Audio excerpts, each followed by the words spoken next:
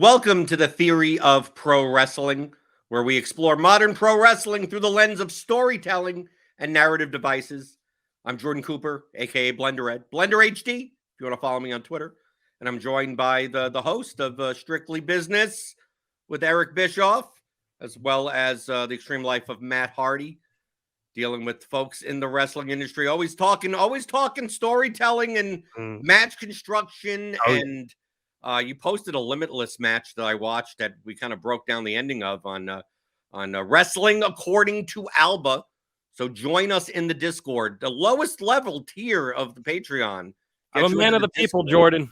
I'm a man of the people. You're a man of the people, but a lot of nerdy discussion. Nerdy people. A lot of nerdy people, a lot of over analytical people of different. Hey, to be fair, of different, very different backgrounds and ideologies, and that does make it great. You're absolutely right. Now, man, I'm excited. I loved our first episode. This is going to be great stuff here as we get into another element of storytelling. I'll tell you what, you mentioned The Extreme Life of Matt Hardy. We had Adam Cole on as a guest this week, and I think Adam Cole's just one of the coolest people in all the industry right now. And I got into this really great conversation with Adam Cole about storytelling. And we talked specifically, kind of similar to some of our conversation last week, where we hit a little bit on like the types of storytellers that the Young Bucks are. And I asked him specifically about Young Bucks storytelling. It's a really cool conversation. Go check it out in this week's Extreme Life of Matt Hardy. Well, I wanted to mention one of his recent matches. Yes. Against MJF. They had a 30-minute draw. Ended up being a draw. I thought it was an excellent match. I mean, I think a lot of MJF matches are excellent matches. You're hard pressed to find a bad MJF match, right? And I want to mention two things. One, which will lead into our conversation.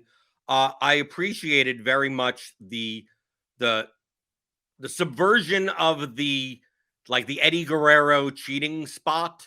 I don't know if I've ever seen that, especially during my period of not following wrestling during 2008 to 2018 on if it's ever been subverted like that, where essentially MJF throws, he's gotten fed up. He doesn't think he could win.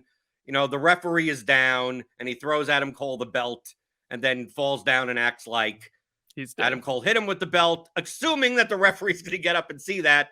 And of course, Bryce Remsburg doesn't get up in time, and then it backfires on him. Typically, you see that spot where if it does get backfired, the referee comes, there's an argument, and then the match continues, or it's the end of the match. But it's something that we've seen before, that it's like, oh, it was placed far enough into the match where it's like, this could be the ending. And then it wasn't the ending. And it backfired, and it went to a nice near fall, because when Adam Cole hit him and the ref comes out, it's like, oh, maybe Adam Cole wins this way.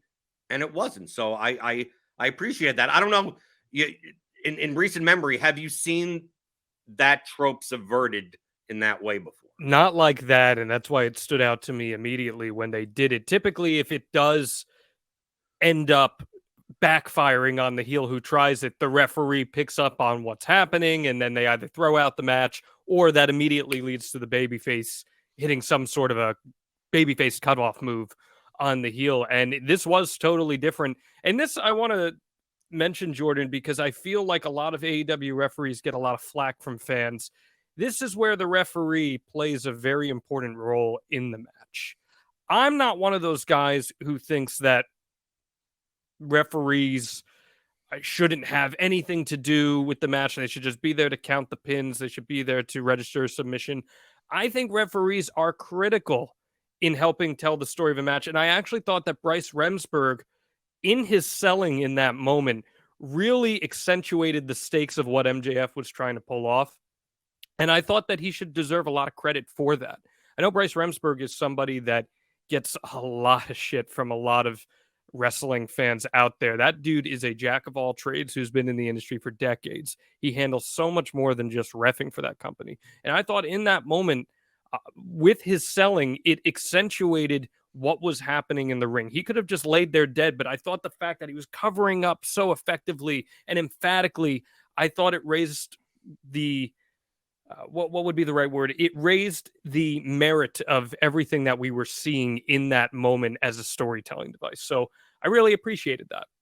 I also like the fact that if you pay attention close enough, Bryce is the one that always catches MJF cheating. So it makes almost sense that MJF is going to try to cheat in a different way than we've seen before, and it's still Bryce Remsburg that catches the dynamite diamond ring or anything. He's always placed in these matches where we're expecting the heel to cheat, and he catches it. It's almost the opposite of burying the referees. He was the referee in the Iron Man match, right? Yeah, and he played into the finish of that too. You're He absolutely played right. into the finish of the wasn't he in the Wardlow MJF match also? Yep, he was in the Wardlow MJF match as well. And I think that's a great observation by you that I think AEW does do a good job in keeping referees consistent with some of the performers because they can tell a long-term story with that. You know, Aubrey Edwards is always going to be with Chris Jericho, and there's history between them. And I think that adds into the storytelling of their matches. We saw it even in the Stadium Stampede where she throws the flag on him and he starts arguing with her about it. I think when you establish that connectivity between matches and feuds by utilizing a referee as that thread that holds it all together, I think that can be an effective form of storytelling because it's a subtle thing that fans then have to pay attention to. Well, you could always say with the Young Bucks matches, it's always Rick Knox. It's like, yeah, well, I think the one that is obviously the hapless referee. Right. Whenever there's a multi-man match, it's everything's out. Yeah. Right. I think it's Rick Knox's gimmick that he's a bad referee. Like that's his gimmick, and it's fine. It works for what they do. But you're right. You're absolutely right, and I think that does give fans something that they have to pay a little extra attention to. One of the other talking points of the MJF Cole match was the time limit draw nature of it, in the fact that some people may have found it contrived in two ways. One, the fact that the time limit happened like on the 3 count, essentially, where it's like, oh, how convenient that Adam Cole hits his finishing move, 1, 2, bell rings, and then everyone goes, what's going on? Oh, and then also the nature of like, yes, the time limit was announced. It's announced for AEW matches every match, but it kind of is a throwaway. It's Justin Roberts or Dasha going, this match has a 30-minute time limit, and here's the people. And it rarely comes into play, and it came into play there in a match where it's an eliminator match, which means that the title won't change hands even if Cole does win.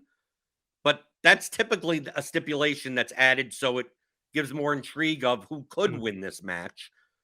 Do you believe that the lack of a count, meaning on the screen of like, well, there's 10 minutes left, there's 5 minutes left, make this more contrived, or do you think that it was more effective the way they did it? So remind me, because I was multitasking as Dynamite was on, did Justin Roberts say like 1 minute remaining, 30 seconds remaining in the match? He didn't, right? I think at one point I missed it, but someone else picked it up that there was a 10-minute count. A 10-minute, but not a like 1 minute or anything like that. Not a 5 minute, not a 1. And that was done by the announcer, not by commentary. Right, but not by, it wasn't put out to the arena so the wrestlers could hear it in theory in canon. The wrestlers did not hear that there was only a minute remaining on the clock, right?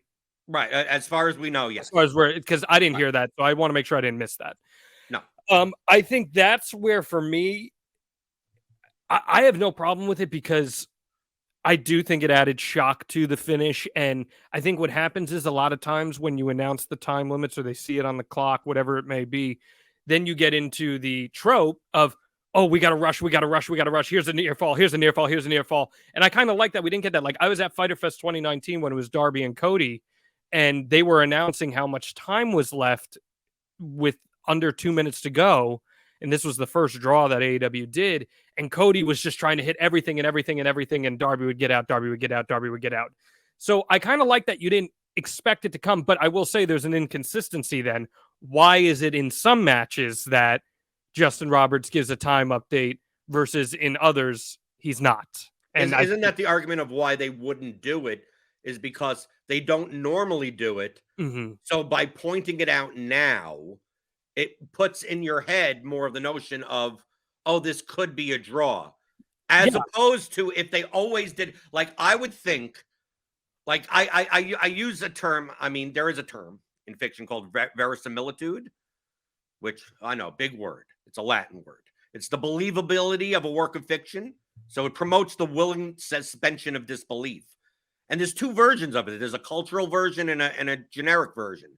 The cultural version, I think this is almost what like the philosophical difference between like old school wrestling people and newer modern wrestling people like divide on, is that the cultural version is plausibility within the context of the real world. So outside, if this was a Greco-Roman amateur wrestling match, what would they do? If this was an MMA fight, what would they do? And then the generic verisimilitude is the plausibility of a fictional worth within the bounds of its own genre. So, like, based on what AEW has presented as a product, or dude, even WWE. WWE doesn't do any time limits. So it's not even announced as not anything unless it's billed as an Iron Man match Right. of some type. Like, since they don't put the clock up at all since the beginning, like within the bounds of its own genre, the clock should never be up ever, even though they don't go to time limit draws that often. My wife even pointed out that when the match was over, that she thought it was effective Mhm. because to her, she knows that a time limit does get announced, and we've had time limits before, the Hangman Danielson matches, the Omega Danielson match. We've had stuff like that before. That her reaction on that bell was, what? Oh, kind of like, oh, they got me, and it Mhm. still made logical sense. So I think I'm on the side of don't don't don't put something there that Don't normally telegraph it. isn't. Mhm. You don't, if you want that reaction. Now you could argue that that's not the best. You'd rather have the reaction of there's 5 minutes left and build up all this tension. Will he get it done in time? But based on what I'm hearing before, that like you almost prefer it not to be that way. I just want it to be consistent. That's really all I care about. Like the Cody Darby match, for example, there was no title on the line or anything like that. It was just a standard singles match between Cody and Darby Allin, and you had Justin Roberts from 2 minutes left in the match, every 30 seconds telling you how much time was left in the match. Versus here, you didn't get an update. Now, given that was several years ago, but I just think that it was almost like for the finish of what they did with Cody and Darby, they were emphasizing that so they'd be able to present the finish as Cody's in a race against the clock. Whereas here, that was not the story they were telling. They wanted you to forget about the time limit because that's how MJF was quite literally saved by the bell, right? So for me, again, it is just a matter of consistency in that storytelling. And we've seen other matches where they've relied 2 minutes remaining, 1 minute remaining. That has happened even in non-Iron Man matches. Typically, if I'm not mistaken, they've been title matches where that has happened. I'm just asking for consistency. It's not something I'm getting caught in the weeds about. It's not something that is necessarily taking me out of it. I thought it was an effective finish. But I will say, Jordan, I heard from several wrestlers in AEW this past week that did not like the finish of this match. Was it because of that reason? I got a few reasons for it, but I think some of the reasoning was more what was the point of doing a non-title match between them. That was if you were just going to do it. Okay. So let me get. Can I? Yeah, I please. can understand that mindset of you're making it an eliminator match to begin with, which So why do means a that non-finish? right. Why do a non? Right. Okay. That Mhm. so it's less on what the contrivancy of the time limit draw. That if you were going to do a time limit draw, why not just make it a title match where by the end of it everything ends up the same the way Bingo. it was before? Anyway. Exactly. It's the same mentality as like Roman Reigns is running around with the championship right now, right? And everything they're doing with the bloodline is super cool and effective, but it could have been equally as effective without that championship. It's a similar mentality where here, this could have been just as effective if it was a title match. Maybe you'd argue even it might have been more effective if it was a I title match. my argument to that is, would you have believed as an audience member Mhm. that watches wrestling if they made it a title match? Does that make to me that makes it all like, okay, MJF wins, but how? not Cole could win. But you make it an eliminator match, and I'm thinking there's more of a tree in my mind of the outcomes. Yes. And that's the purpose why they did. Now, the finish was the finish regardless. They gave you a pseudo non-finish, right? Because no one won, but it wasn't a DQ. It wasn't a count out. It wasn't anything like that. So would there have been what would have been the gain, for instance? I know we'll talk about this on future episodes, but what would have been the gain had the finish been an outcome of MJF winning by some method or Adam Cole winning with some method as an eliminator match? I mean, me personally, I'm not a big fan of the non-title match. I was literally just about to say like to me, I'd rather it just be a title match. I'm very on the record about this. I hate non-title matches in general. They're actually probably some of my least favorite things in all of pro wrestling. It's something that WWE over the last 10 years has just overused and beaten into the ground as a way to heat somebody up into a feud. Oh, well, he beat the champion, so naturally he's gonna get a championship match out of this. And there were some people in AEW who felt, well, it was a non-title match, so Adam Cole should have won, because I think they're so used to that trope. But for me, Jordan, it's don't do the match as is if you aren't willing to beat somebody. That's just kind of my mentality when it comes to booking a wrestling story, is that if you don't want to beat somebody, don't book the match. I had someone on Twitter arguing with me because I said, I'm really bummed, and I know you're with me on this, that we're not getting Orange Cassidy versus Zack Sabre Jr. as a singles match. And someone was like, well, you got to protect both of them. I'm like, screw that. Like, they're two of the most protected guys in wrestling right now. Also, they've both lost matches before. It's not like they haven't. If they're two of the best in the world, something's got to give. It's okay. If Orange Cassidy loses to Zack Sabre Jr., no one's going to look at him and be like, oh, that guy, he sucks. He lost to Zack Sabre Jr., and vice versa. Right, we had that conversation, or at least I had that conversation in your Discord on that. It's like, oh, they showed the format, and I went through. It's like, this is exactly why they did X, Y, and Z, and now it's kind of like makes the match, for me personally, that kind of looks at the format a little bit less appealing, because I can almost guarantee what's going to happen. But it cycles back to my point of sometimes you just don't have to do something for the sake of doing it. Like this eliminator match, it was a great match. I really liked it. I enjoyed the match thoroughly, and the finish was cool for me.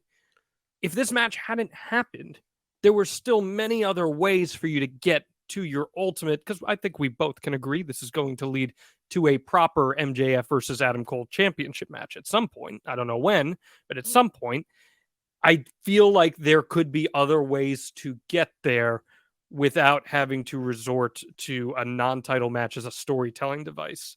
Do you think there's another construct that you could use? Because I think I like the Ring of Honor did it. What the kind of, I don't know what they call it.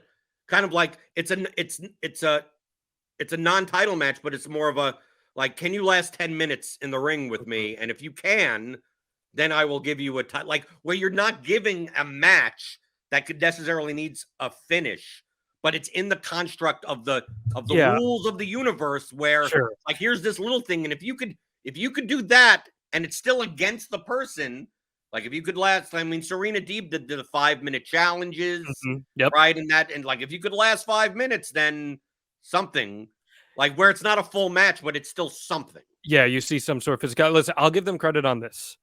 One device they've gone to the well with way too many times with MJF was, well, I'm going to throw 5 challengers at you, and if you get through them, then you get through me. So I'm happy that that's not what we're seeing with this particular feud. I don't want to sit here and fantasy book, because I don't think that's necessarily the purpose of what our conversations are about, but I just don't love the idea of non-title matches as a way to get to a title match. I think there are other ways, Jordan, where maybe you're having matches that are tag matches or some form of alterations where you're seeing them interact, but it's not your one-on-one that people are going to pay money to see on a pay-per-view, that allow you to provide a why as to why we're seeing a championship match and how we're going to see a championship match. I don't know, man. I'm not a big fan of non-title matches as storytelling devices. They just feel like lose-lose for me. It feels like if you could beat the champ, you should be the champ. You should be the champion. Right. And on the converse of that, in just about every combat sport in the world, the person who's the champion, whenever they fight, the title is on the line. And there are outliers, every now and then you get an exhibition or something like that.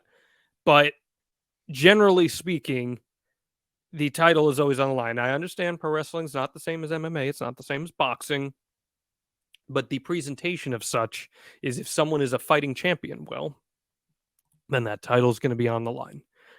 So that's just my perspective of right. But that's the rules of the universe, and that's what I wanted to talk about today. Of like what the purpose of these constructs are, right? Because they're used for storytelling purposes.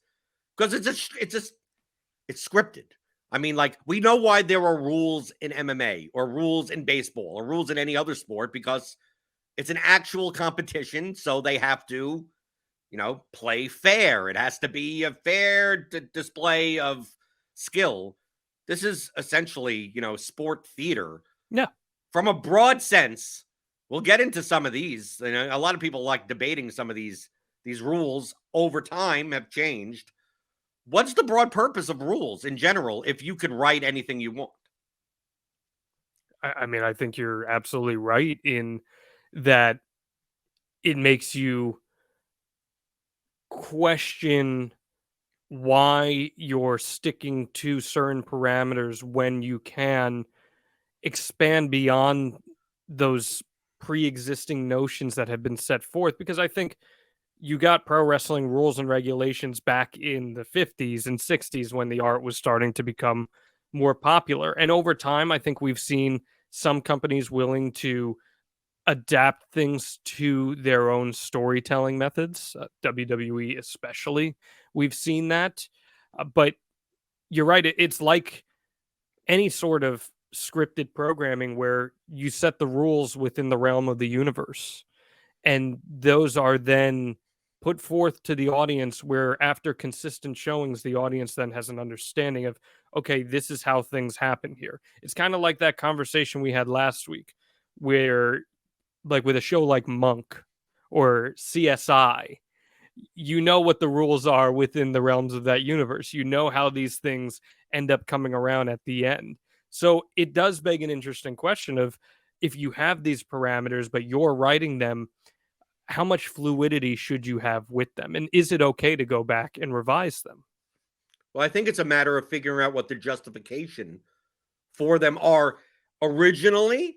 Like I put them into two different buckets of like the storytelling purpose of it, and then kind of like the booking purpose of like why is it done from a more booking business perspective, and do those align? And is there a better way to obviously it's the pro wrestling business. So we're not going to, although on the show we're like, no, we focus on the creative. I don't care if only 5 people watch it. If it's creatively fulfilling, that's what I want to see.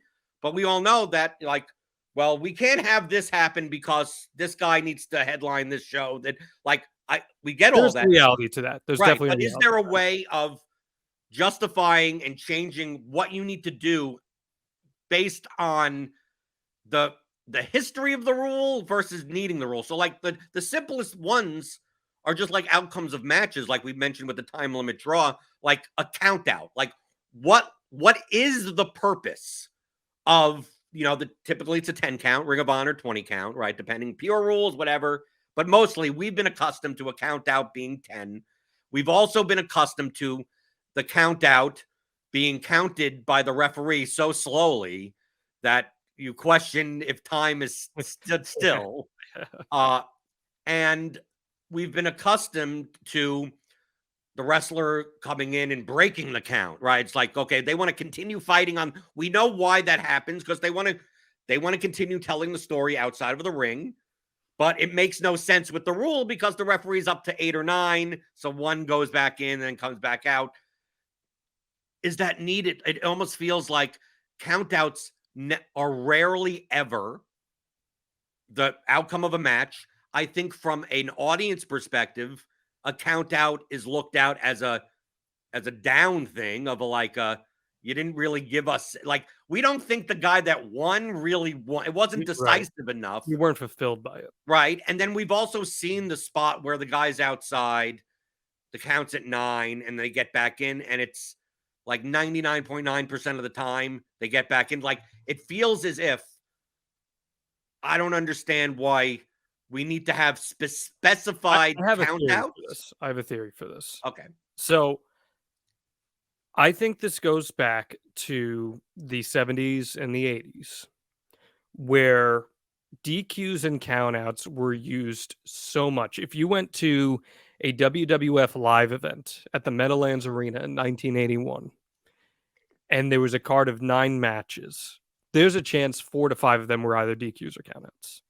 And one of the reasons for that, I've actually had this conversation with some old wrestlers, Arn Anderson included, was that was looked at as the main way of getting heat back then, because people would then want to go and pay money for the next time they're in town to see that match run back or to see that person get their ass kicked.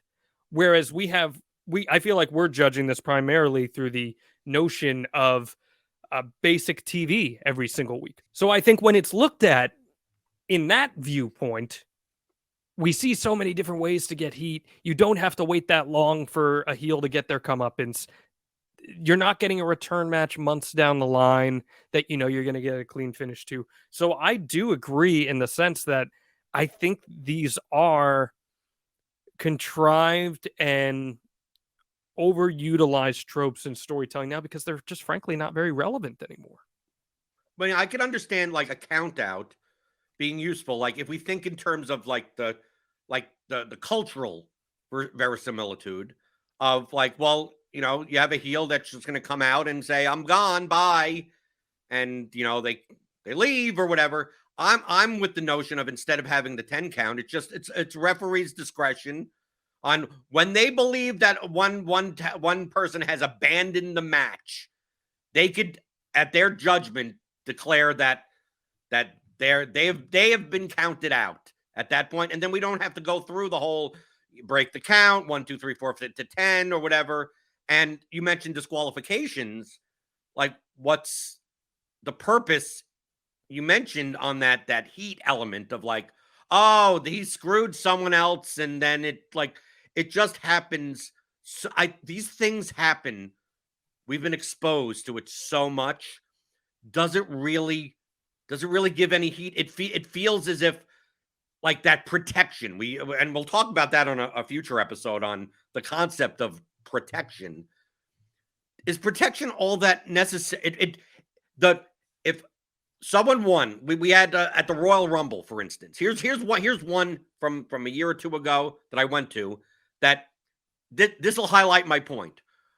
Seth Rollins beat Roman Reigns at the Royal Rumble, what, 2022, whatever? 2022. Right. He won because Roman Reigns was disqualified after, you know, beating him with the chair or something. He wouldn't break the guillotine. Right. Okay, that's what it was. Yep. Mm-hmm. If you believe that, like, okay, this means that Seth never loses, right? Do I feel at this moment that Seth is any better? Do I feel that Roman is any worse? We've seen this so often of countouts and disqualifications that the non-clean finish doesn't protect. It doesn't feel like it almost doesn't feel like it protects anyone. It actually makes me actively feel negative towards the promotion. Like I almost feel like all you're doing is making the promotion, getting heat on the promotion as a heel, and you're not really doing anything for the babyface or any of the talent in the ring unless it's done cleverly. But it's done so often that I just feel that like, oh, we're just going to give you a disqualification so that someone could get protected when the audience doesn't really feel like that at all. No, and I feel like with DQs in particular, you just get the feeling of, Why did I waste my time watching that match? Now, there are ways I think to cleverly do DQs every now and then, but I think the Monday Night War era really overutilized DQs so much that they just became an expected outcome at some point.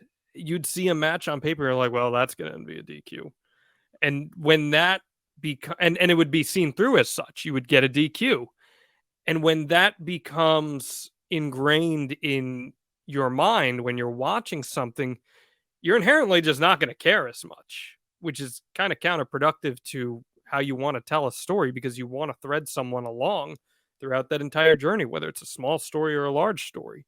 And I think that we've seen less of it in recent years, but it's still something that, especially in the WWE world, is leaned on quite a bit as well. We don't want to beat either of these guys, so DQ. And it does. I think the audience sees through it now. Also, I mean, when I take a look at a match, I take a look at a match graphic for this upcoming Dynamite, Raw, SmackDown, name anything, Collision, right? And we talked, we reviewed a little bit. We talked about Collision in the Discord in your Patreon.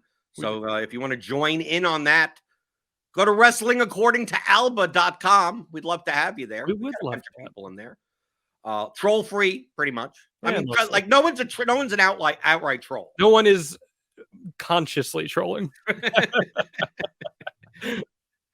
But I'll look at a match card and go, okay, here's a match between two relatively equal people on a TV episode. So I'm like, wow, I'm not going to be able to call that who's going to win that match. Now, obviously, when I see like a protected talent versus an unprotected talent, you know, it's a semi squash match. I mean, it's like, yes, I know Butcher and the Blade are not going to win this tag team match. Like, which I hate, by the way, because I freaking love Butcher and the Blade. But right. But I'm just saying, but you understand what I'm talking about. I know that's just me, just being a wrestling fan saying, right, those guys, yes.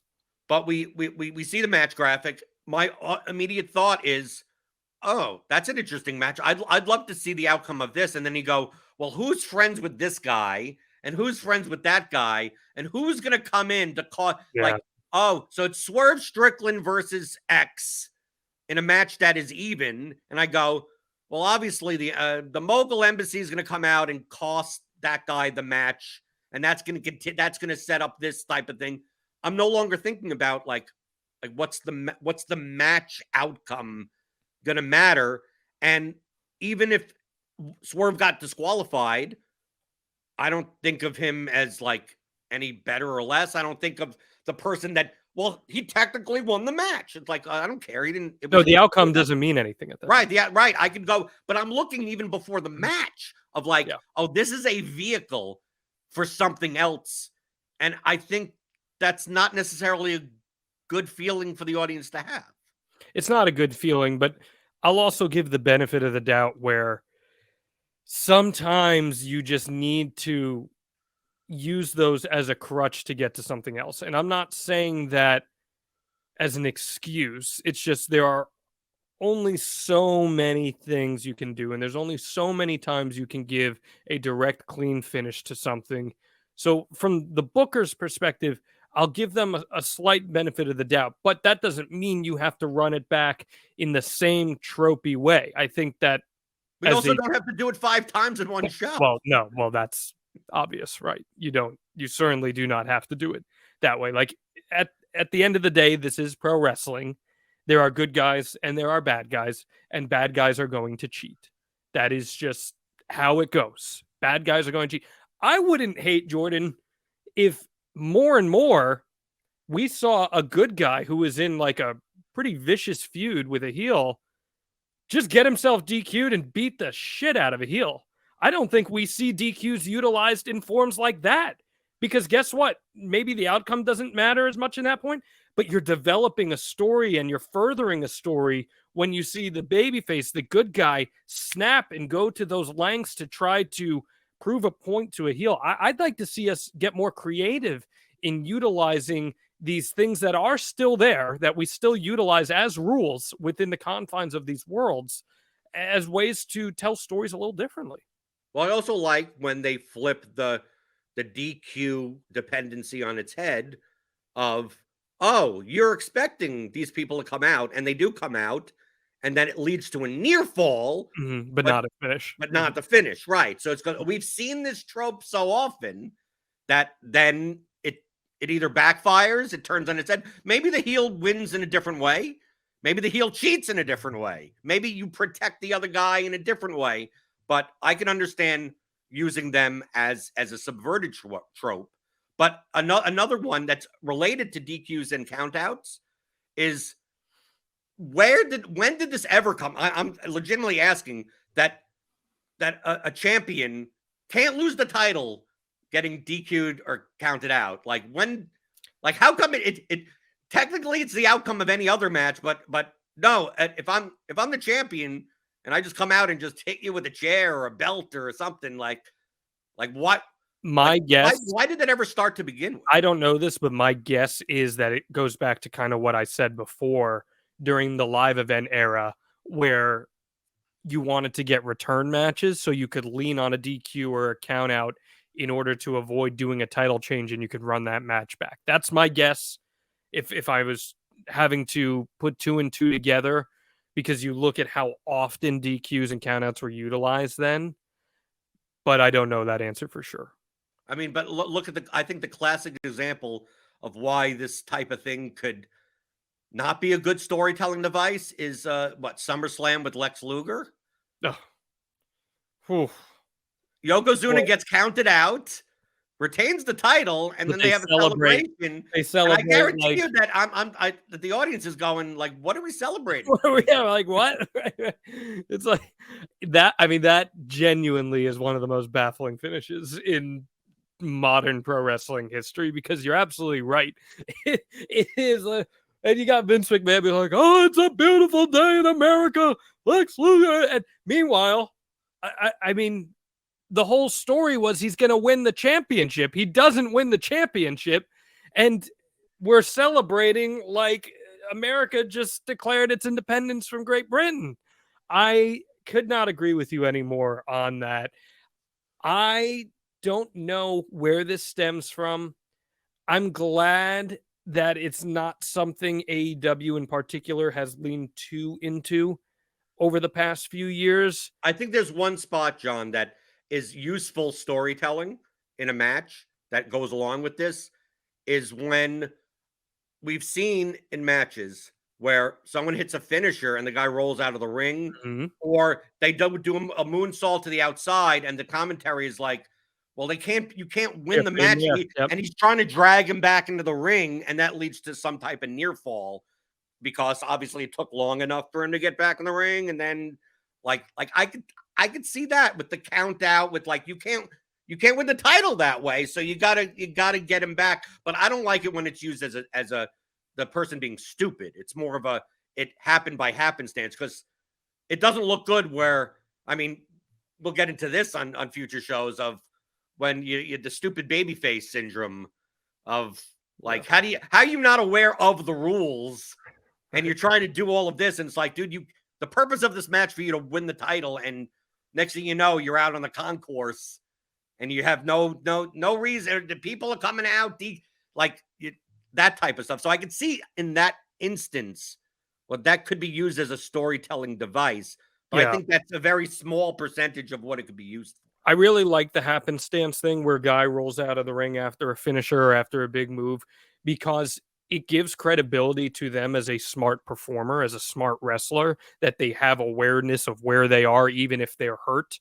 And I think that when you're setting up near falls that come after that, or even leading into the finish, because you subconsciously know that that performer, that wrestler has credibility, I think that opens up the box more to what is the finish going to be here.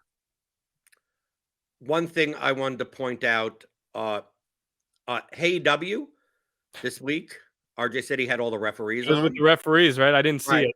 Right. It's kind of like was the influence of this episode of like, oh, okay, here, why do these rules exist? What's the purpose of them from a storytelling reason as well as a performance reason? And I think one that has a very big gap between what I believe, at least, you could confirm this or not, the gap between the storytelling purpose and like the performance purpose is that multi-way matches, 3-way, 4-way matches, no DQ, never a DQ. And as Mike Posey on AEW pointed out, the fact that half the refs were like, I'm not even sure why.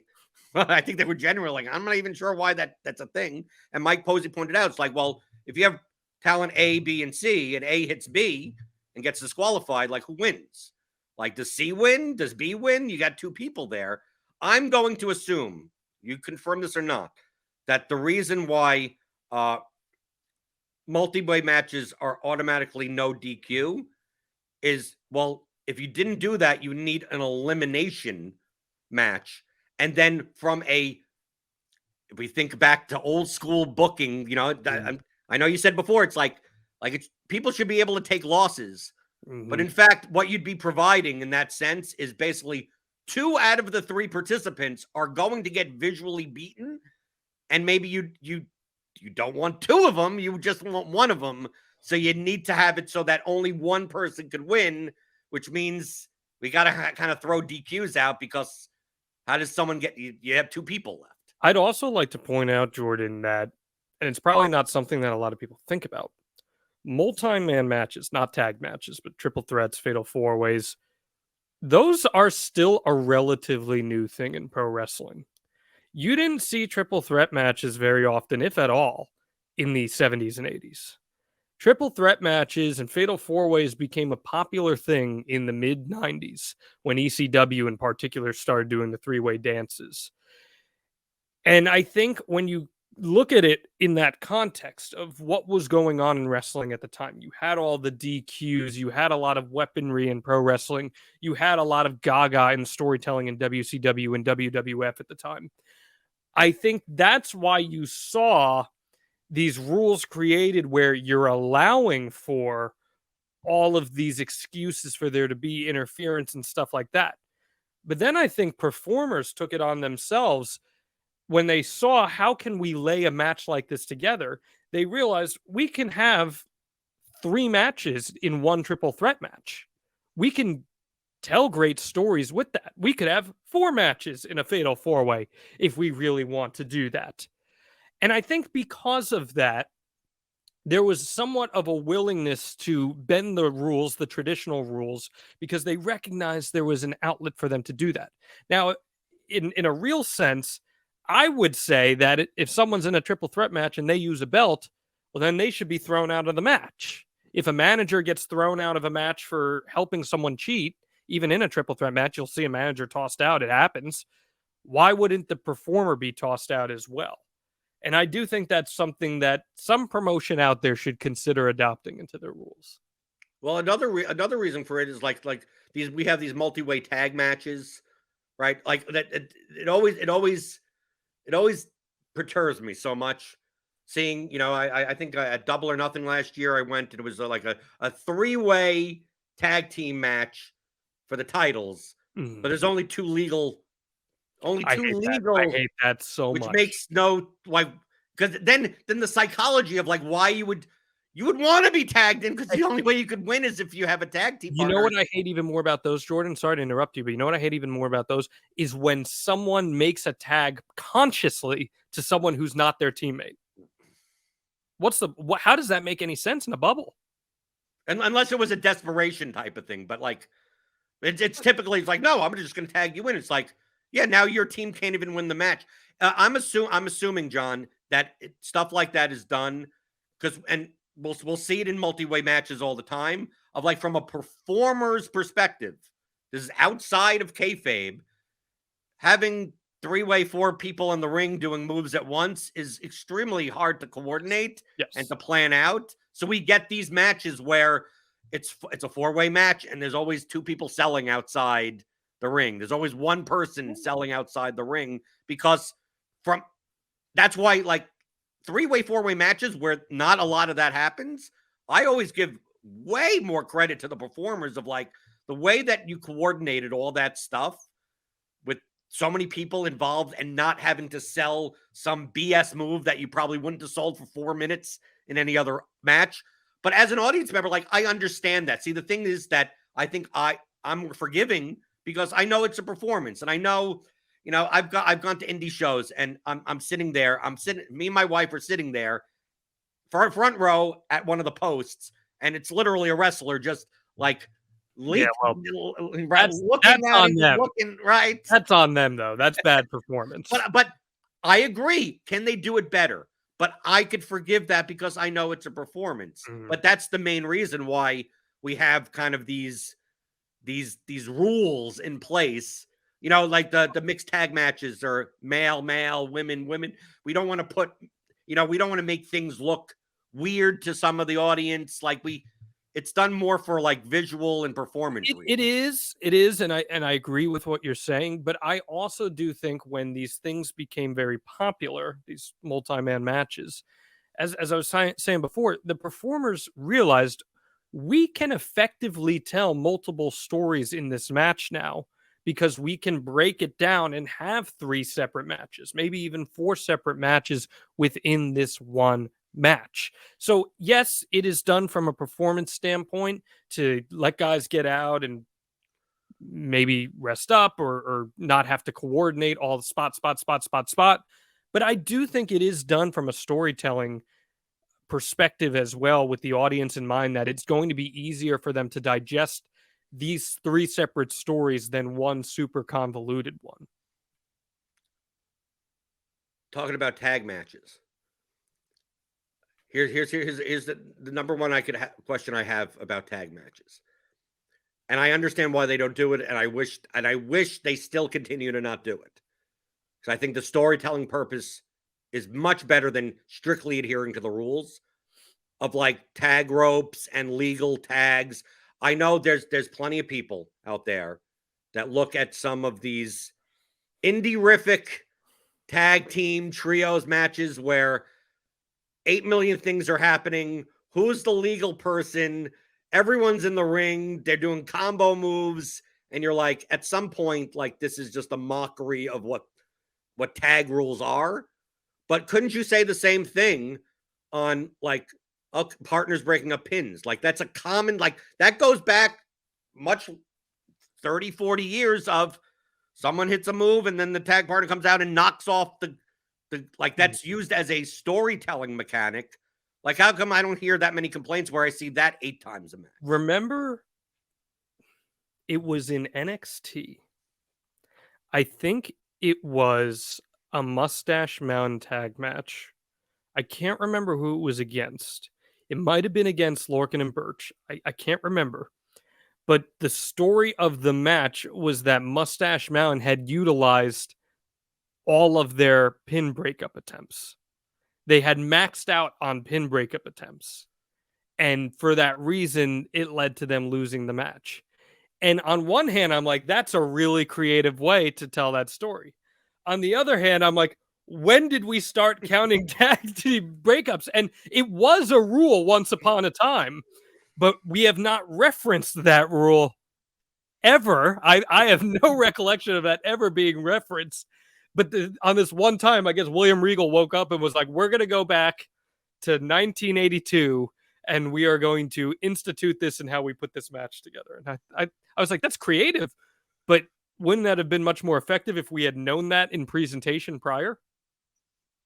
But I mean, if that was a thing, it would be something that the audience could use. I mean, it's very similar to the pure rules with the 3 rope breaks. It's like, okay, it is now part of this verisimilitude, this cultural version of within the genre. But within the genre, we don't get a counter of how many pinfall breakups your partner gives. But you would have to admit, though, if tag rules were strictly adhered to, the amount of stories that you could tell and the amount of action that you could have, like the amount of tension even, like, goes down dramatically. But on the other hand,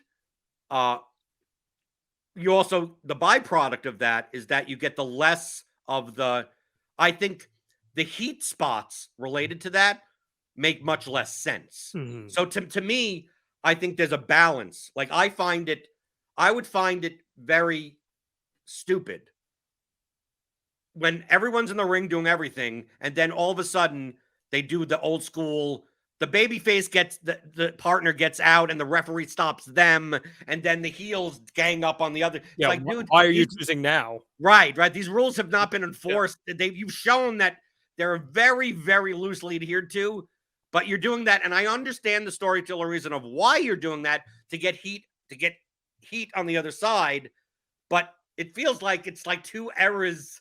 Like either do one or the other, but not both. I think part of it too, Jordan, is how audience expectations have changed in terms of what they react to in a match. You go back and you watch a Brainbusters versus Rockers match from the late 80s, and you'll see a crowd go absolutely nuts for a drop kick. They will lose their minds over a drop kick. So then you can lean into those rules of tag wrestling much more, where the Brainbusters are cutting off the ring, or they pull down the partner when you're not expecting them to, or when you're expecting them to get the hot tag. You can lean into that stuff more because you know the audience is guaranteed to react to those things in a bubble much more significantly. But now, just the way audiences have changed, what they've been conditioned to, how we react to moves differently, I don't think those little spots that rely on adhering to rules resonate as much as they used to. And it's primarily because they're presenting a product that less adheres to those rules normally. I mean, we get back to like just closed fist striking is supposed to be illegal, right? I mean, what's the purpose of the spot? It's a fun spot, right? For the 10 count in the corner, right? The 1, 2, 3. But I mean, technically, there's supposed to be no close fist striking. Right. And what's the deal with the referee counting the guy out in the corner? Like 1, 2, 3, 4, 5, You're done. Right.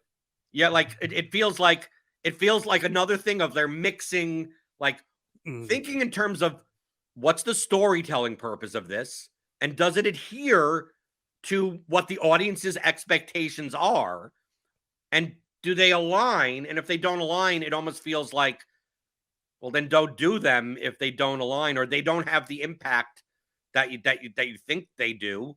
I mean, I think a prime example of this is the usage of like tables and chairs. Like, dude, it used to be you grabbed a chair and you hit someone. That was a DQ. I mean, we've seen, dude, there are matches where people bring out they literally bring out tables in a normal, not a hardcore match, not a no DQ.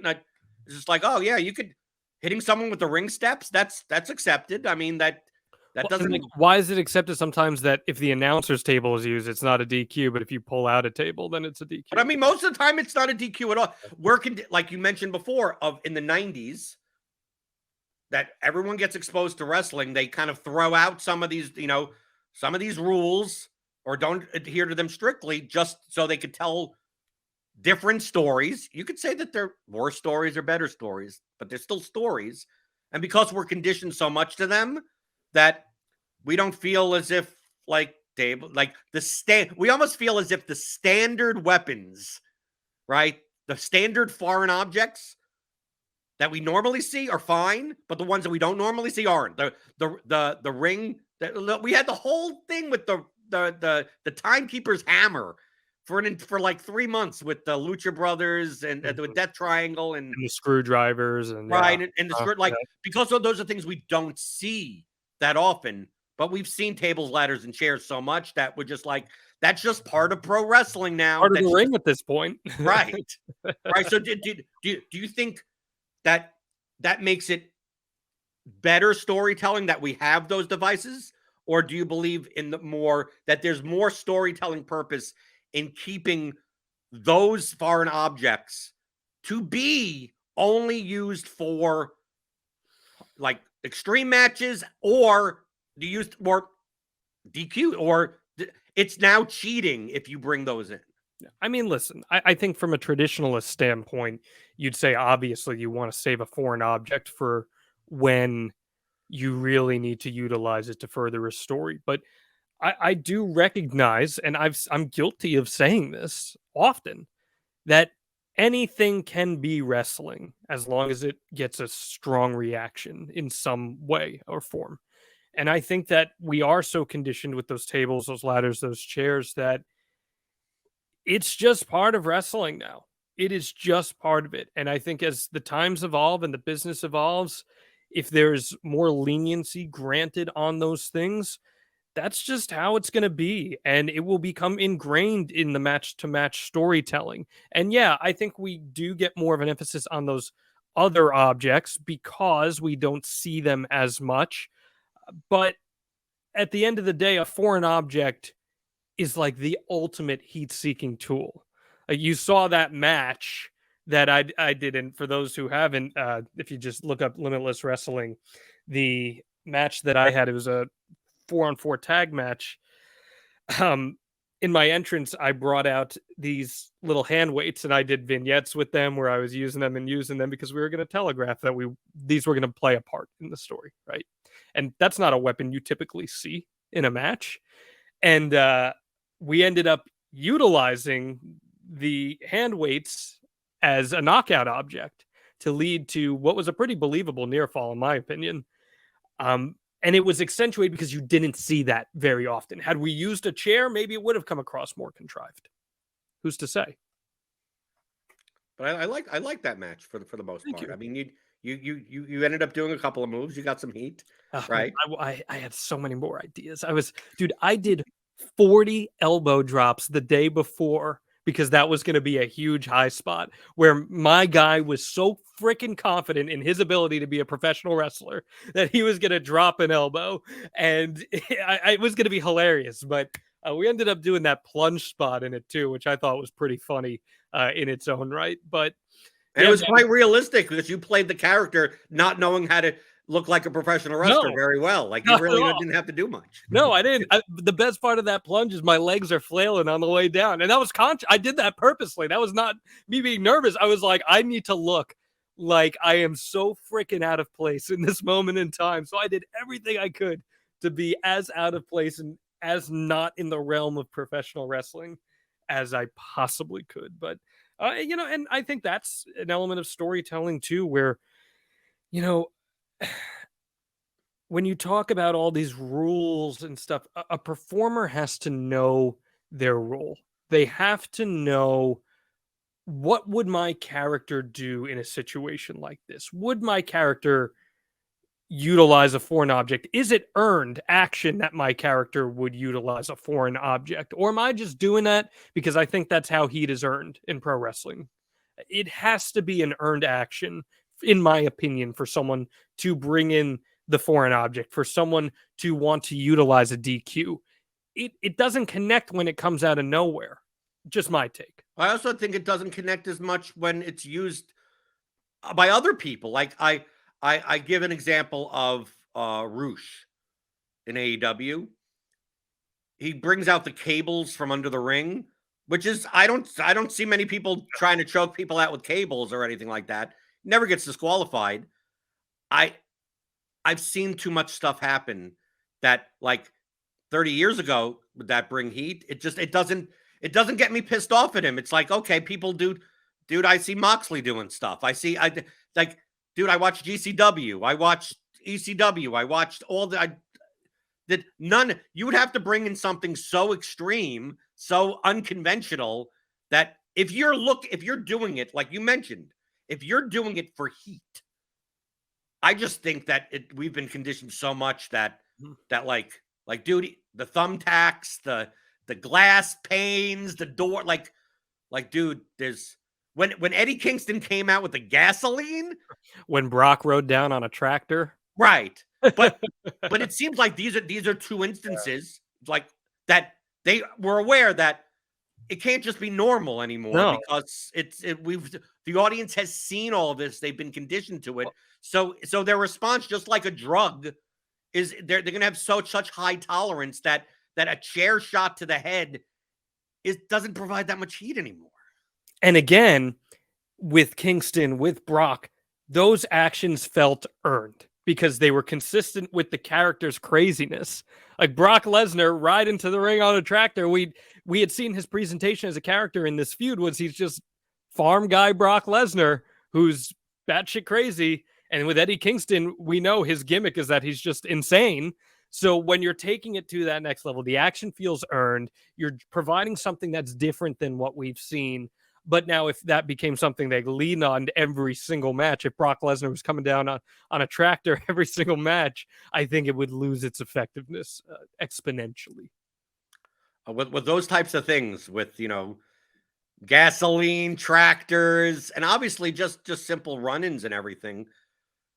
I understand the reasoning is that because it's pro wrestling. This is what someone would say. It's like if I would ask, some normal person like and present it as if this was a real sport. Because we are not normal. Keep that in mind. Right. Like when the referee gets bumped, like how come they don't ever put out a second referee? How come there's no instant replay? How come all these Oh my God. all these people come in and interfere with the match and no one gets suspended? People get attacked, people have flames thrown at each other backstage, and there's no repercussions, there's no nothing for anything. You weren't watching like 2012, right? Not much, no. Okay. You remember the NFL referee work stoppage and you had the replacement refs? Mm-hmm. You remember that 2012?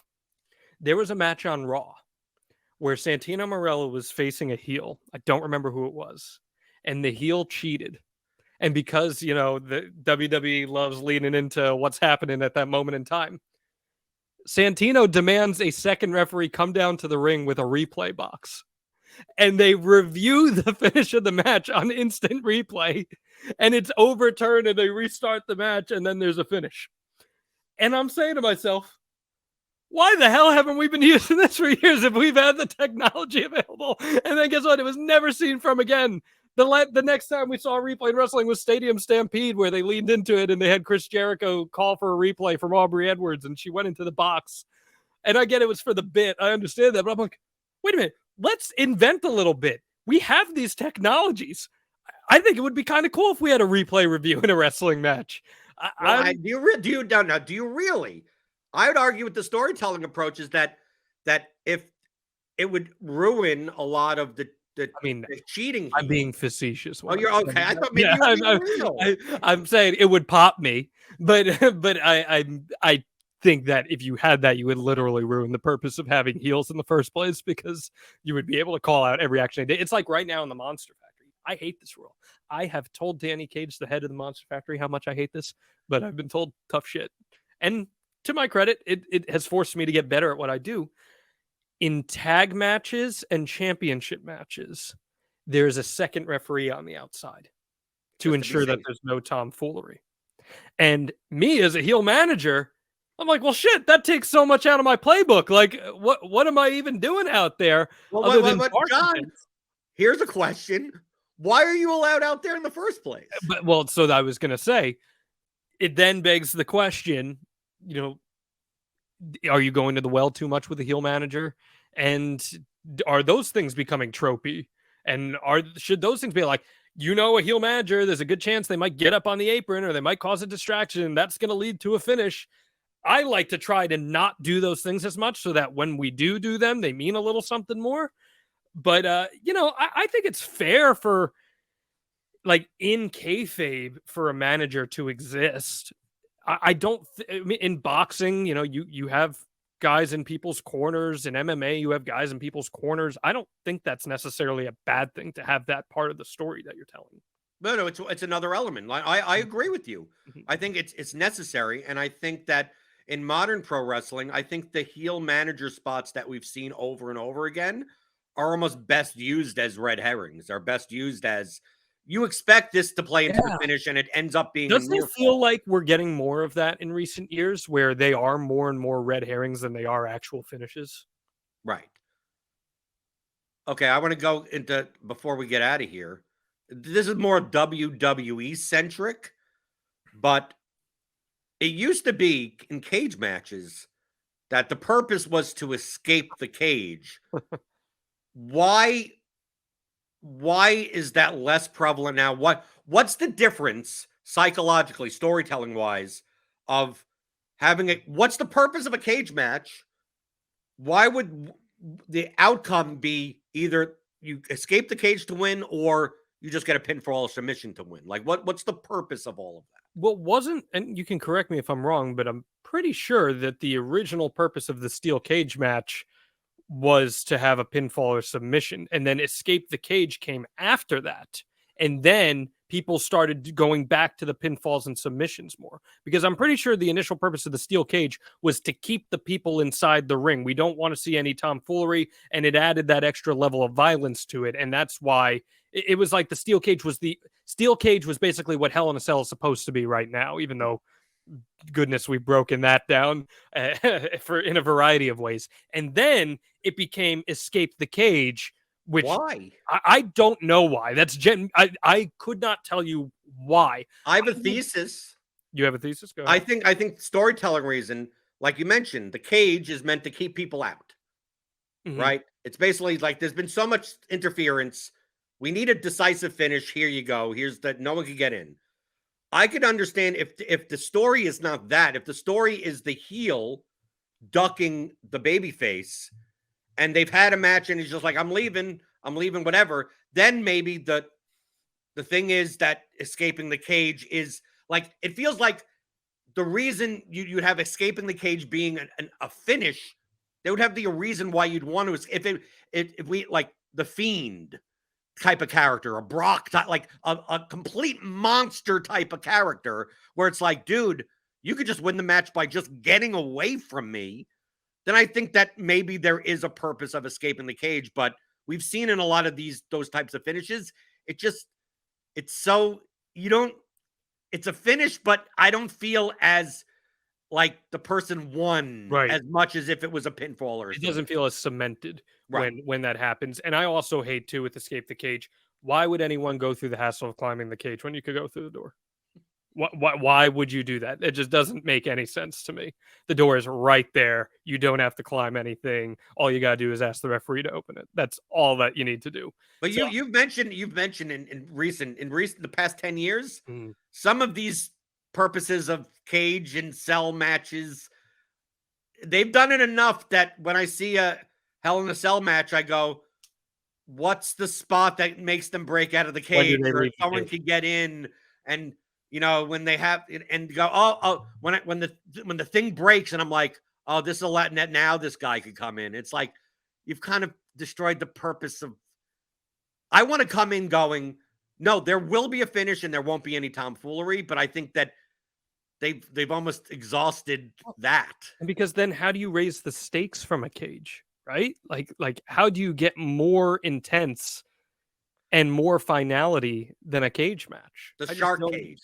They didn't know what they do. They do, all the people that would break into the cage, we're going to put them in a cage and hang them up. I mean, truthfully, hey, it's like, okay, now that I know. And then you know what they end up doing? Someone steals the referee's key. I mean, we've seen it before. And then they come out of the shark cage. I'd love to be in a shark cage. That would be fun. I'd have a good time doing a shark cage match. But yeah, man, it's just, I think that's a really interesting point too, how that has changed over time. And that changed because I would also argue something you didn't even mention. We started getting more into these car crash spots, and they recognized that the cage could be utilized for that if you do Escape the Cage rules, where you got both guys up there and all of a sudden someone's flying off. You got Matt Hardy doing a leg drop off the cage. You got Jeff Hardy doing a swanton bomb off the top of the cage. They recognize, okay, I mean, do you want to talk about, I'll call a spade a spade. 2001 Survivor Series, the Hardys versus the Dudleys tag team title match in the cage. You have Matt escape the cage in the early going. The rules were both guys had to get out of the cage. Matt escapes the cage, and then Jeff, or I think it might have been pinfall or submission as well. Yeah, it was. It was pinfall or submission or escape the cage. Matt escapes the cage. Jeff is then there in essentially a handicap match against the Dudley boys, which made no sense at all. And then multiple times, Jeff goes to the top, where all he has to do is walk out. The Hardy Boys win the match. They win the titles. But no, because he's a stuntman, because he's a daredevil, he's got to go for the whisper in the wind. He's got to go for the swanton bomb, and it works against them, and the Hardys lose as a result of it. So I think that we just got so accustomed. Our viewing habits changed. This is what we want. So in turn, they changed the rules in the match to quench our thirst, if you will.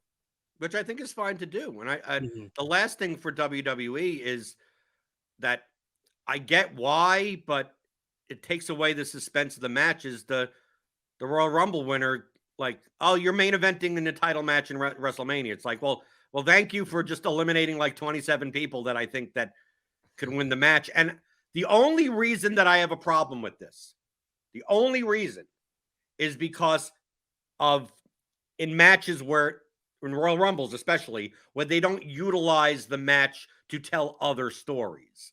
So that we have Royal Rumbles where, like, it's gonna be one of these three guys that win, right? I know Angelo Dawkins ain't main eventing WrestleMania, but does this set up a Street Profits versus something else because of something that Sure. happens in the match? And if they don't include any of that stuff, it becomes a 50-minute match that like 46 minutes of it don't matter. That was like Right. the 2021 Rumble, and or the 2022 Rumble, the one you were at, rather. That's what I felt the whole thing was. It was a waste of time and barely set up anything. So, But I think that's the main reason why. Do you have a problem with we're gonna have a battle royal and the winner gets something that you know from a business perspective as an audience member that they're not gonna have this lower card person.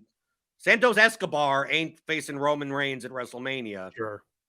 Like, does that take away, or would you A little rather bit. have A little the bit. winner get something else, or it just be a title like King of the Ring? No, I mean, it definitely can take away a little bit for sure out of your enjoyment of the match because hey, realistically, there's only a couple people who have an actual chance at winning this thing. So I understand that perspective, and I tend to agree with that. Have you ever won a battle royal? I have been in many battle royals. I have never won a battle royal. What was the longest you've lasted in a battle royal? The longest I lasted in a battle royal was probably 20 minutes. And now I'm not doing anything in that thing. I am not going near anyone. I'm hiding. I'm not doing anything. I get a couple cheap shots. I got a few eliminations. There was one battle royal I was in. It was a Royal Rumble style battle royal where I came in and there were two other guys. They were beating down each other. And I got one guy up and hit him with an AA. It was great. It was hilarious. It was a wonderful spot. And I eliminated him. For some reason, they wanted to give me that spot. They wanted it to be a pop spot. And it was with a guy who wasn't ever there. So they're like, go ahead. Let's have a fun little spot. So I got to do that. There was another battle royal I was in where there was an older wrestler in it who's like the curmudgeon old man. And I came out with a pitcher of beer and I was like, listen, man, you don't want to be in this thing. I get it. I know you don't want to be in this thing. So I'll give you a deal. I've got a pitcher of beer. I'll walk it up to you. You get out of the match. And he took it. So it was a lot of fun. I love a good battle royal. It definitely is great. And you could hear more of these types of stories and discussion that we have in the Discord as well as on the Patreon. Go check that out. That's at wrestlingaccordingtoalba.com. Follow him on Twitter at Jon Alba, JONALBA. You can follow me on Twitter at BlenderHD.